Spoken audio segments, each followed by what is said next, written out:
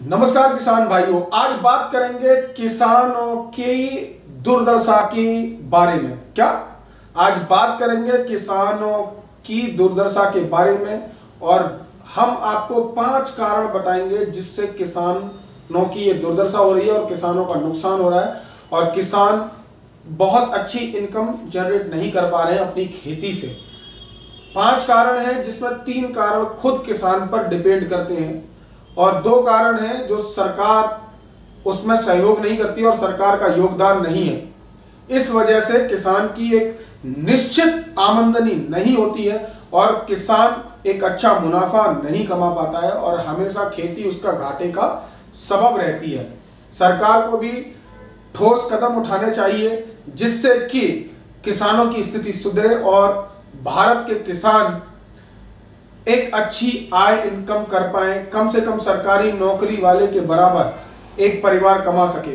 भारत के किसान जो हैं उनका पूरा परिवार एक नौकरी, सरकारी नौकरी वाले के बराबर नहीं कमा पाता है। गांव में 5-5, 6-6 लोगों का परिवार होता है और खेती में पूरे पूरे दिन काम करता है और उसके बावजूद भी वो एक नौकरी वाले के बराबर पैसे नहीं कमा पाता है। उसकी आय बहुत ज़्यादा कम होती है और अपना जीवन यापन भी ठीक तरीके से नहीं कर पाता है, कच्चे घरों में रहता है, गरीबी की जिंदगी जीता है।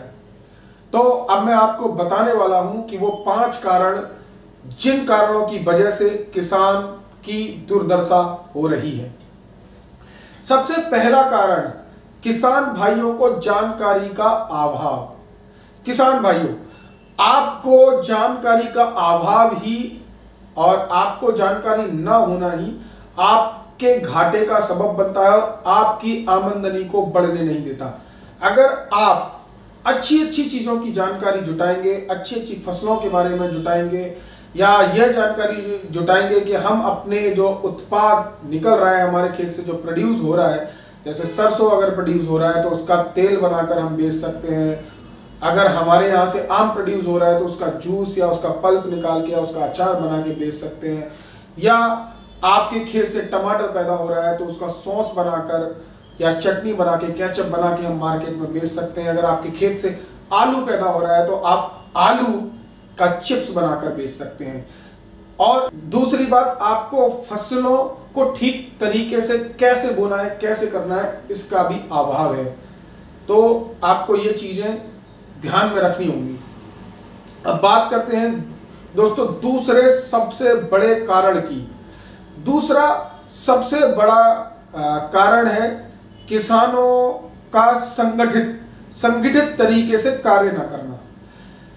क्या है, किसान संगठित तरीके से कार्य नहीं करते और इकट्ठे होकर ठीक तरीके से कार्य नहीं करते, जिसकी वजह से उनकी जो उपज होता है उसकी उपज का लाभ बिचौलिए उठा लेते हैं। जैसे मान लीजिए क्या होता है, भारत में छोटे किसान होते हैं। भारत में क्या है, किसी किसान के पास 2 एकड़ जमीन है, किसी के पास 1 एकड़ है, किसी के पास 4 एकड़ है, किसी के पास 5 एकड़ है।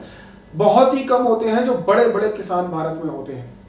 तो क्या होता है, जब उनका कोई प्रोड्यूस निकलता है तो वो मंडी नहीं ले जा पाते और गाँव के बिचौलिए या वो बिचौलिए उनसे खरीद लेते हैं, जिससे उन्हें उसका पूरा प्राइस, पूरा रेट नहीं मिल पाता है। तो किसान भाइयों को क्या करना चाहिए, एक समूह बना के सारा प्रोडक्शन एक जगह इकट्ठा करके और एक की ही ट्रांसपोर्ट से मंडी ले जाना चाहिए और अच्छी कंपनियों को डायरेक्ट सप्लाई करना चाहिए जिससे कि उनको अच्छा रेट मिले। तीसरा कारण सरकार। देखिए, सरकार ने बहुत सारी योजनाएं चला रखी हैं। क्या कर रखा है, सरकार ने बहुत सारी योजनाएं चला रखी हैं मगर उसका लाभ सीधे गरीब किसानों को नहीं मिल पाता है। क्या होता है दोस्तों, सरकारी जो योजनाएं होती हैं उनका लाभ सीधे गरीब किसानों को नहीं मिल पाता है। उसका लाभ या तो व्यापारी वर्ग के लोग लेते हैं या फिर जो सक्षम किसान होते हैं वो उसका लाभ उठा पाते हैं। गरीब किसानों को उसका लाभ नहीं मिल पाता है। जैसे सरकार की बहुत सारी योजनाएं हैं, जैसे कि आपका पॉली हाउस है, मछली पालन है ना। तो इसमें छोटा किसान और गरीब किसान लाभ क्यों नहीं ले पाता है कि मान लीजिए अब अगर कोई किसान 5 एकड़ का मालिक है और 5 एकड़ वो जोतता है, तो अब वो वेजिटेबल की खेती, कल्टीवेशन करना चाहता है पॉली हाउस में। तो क्या है, पॉली हाउस की जो लागत है वो है 40 लाख। अगर नेट हाउस भी लगवाएंगे तो उसकी लागत 30 लाख के समथिंग है 1 एकड़ की। तो अब क्या है, सरकार इस पर अनुदान तो उपलब्ध कराती है, मगर उसमें सरकार की जो पॉलिसी है वो बहुत गलत है। एक तो बिना लोन के सब्सिडी नहीं मिलती है, और दूसरा कि अगर किसान लोन के लिए बैंक जाए तो बैंक उससे कोलेटरल मांगती है, गारंटी मांगती है, जबकि उस प्रोजेक्ट पे 50% तो सरकार सब्सिडी दे रही है। मान लीजिए किसी प्रोजेक्ट की कीमत 40 लाख रुपया है, 40 लाख है, तो 50% सरकार ने दे दिया तो उसका रह गया 20 लाख रुपया। अब तो 20 लाख रुपए पे ही बैंक को लोन करना चाहिए। सरकार को, बैंक को ये इंस्ट्रक्शन देना चाहिए कि जब हम आपको 20 लाख रुपए सब्सिडी के तौर पे दे रहे हैं, या जितना भी अमाउंट है, जो भी योजना है, जैसे मछली पालन की 8 लाख की योजना है, तो सरकार उसमें 60% की सब्सिडी देती है, तो बैंक को सिर्फ उतनी ही धनराशि पे लोन करना चाहिए।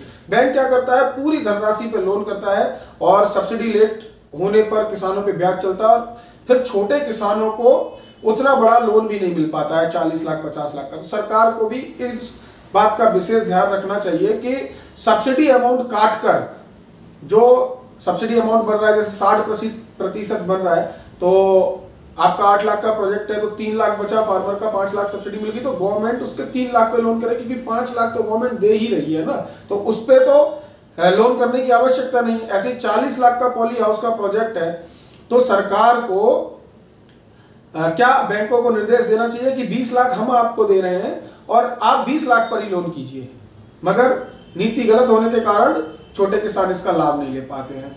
और अब बात करते हैं चौथी सबसे बड़ी समस्या की। चौथी सबसे बड़ी समस्या है कि गांव में ऐसा कोई व्यक्ति नहीं होता है जो किसानों की समस्याओं का समाधान कर सके। क्या कर सके दोस्तों?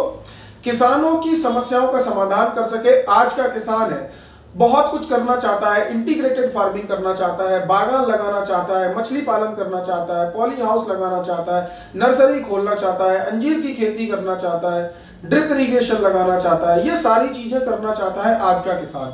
मगर क्या होता है, ऐसा कोई व्यक्ति नहीं होता गांव में कि जो इन योजनाओं पे कार्य करवा सके, और इन योजनाओं पे कार्य कराने के अलावा किसान को ये सारे लाभ दिलवा सके, क्योंकि किसान हमारे यहाँ इतने एजुकेटेड नहीं है, इतने पढ़े लिखे नहीं है, जिससे कि ये सारे लाभ ले सके। तो इसमें हर गांव में ऐसा कोई व्यक्ति होना चाहिए कि वो ये सारी सुविधाएं किसानों को दे सके। तो इसके लिए क्या है दोस्तों, आप एग्री एग्रो से जुड़कर एग्री एग्रो एडवाइजर, किसान सलाहकार बनकर कार्य कर सकते हैं। अगर आप गांव में रहते हैं और अतिरिक्त आमदनी चाहते हैं तो आप एग्री एग्रो एडवाइजर बनिए। जो सारी समस्याएं किसानों को आती हैं, जो इंटीग्रेटेड फार्मिंग करना चाहता है, जो बड़े मॉडल्स पे जाना चाहता है, वो सारी चीजें आप करवा सकते हैं और एक अतिरिक्त आमदनी कमा सकते हैं। तो दोस्तों ये सारी चीजें आप करके अतिरिक्त आमदनी भी कमा सकते हैं।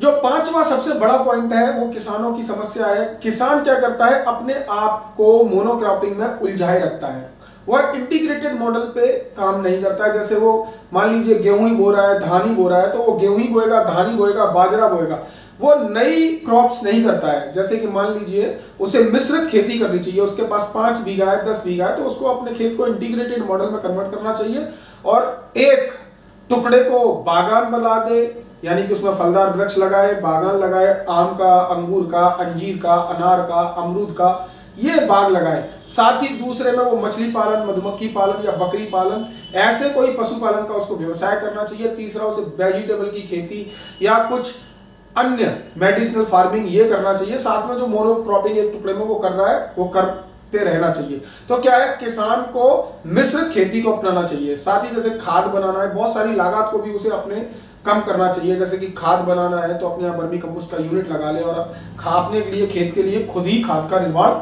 करें। तो यही पांचवी सबसे बड़ी समस्या है किसान भाइयों कि आप इंटीग्रेटेड मॉडल पे कन्वर्ट नहीं करते हो, जो आपका गरीब रहने का सबसे बड़ा कारण है।